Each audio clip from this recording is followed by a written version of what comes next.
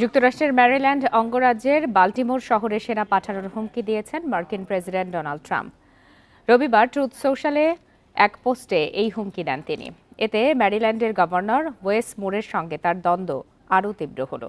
সম্প্রতি ট্রাম্পকে ওই শহরে একটি সেফটি ওয়াকে যোগ দেওয়ার আমন্ত্রণ জানিয়েছিলেন এই ডেমোক্র্যাট গভর্নর। বান্ডেল থাকলে প্রতি সেনমানিতে টাকা বাঁচবে।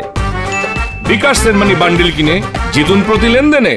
তারই প্রতিক্রিয়ায় এই পোস্ট দিয়েছেন ট্রাম্প।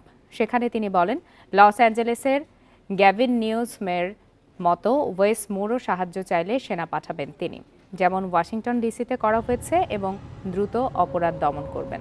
মূলত ডেমোক্র্যাট শাসিত শহরগুলোতে অপরাধ দমনের নামে ন্যাশনাল গার্ড পাঠাচ্ছেন ট্রাম্প। তবে সেনা মোতায়েনের এই পদক্ষেপকে ক্ষমতার অপব্যবহার বলে সমালোচনা করেছেন ডেমোক্র্যাটরা।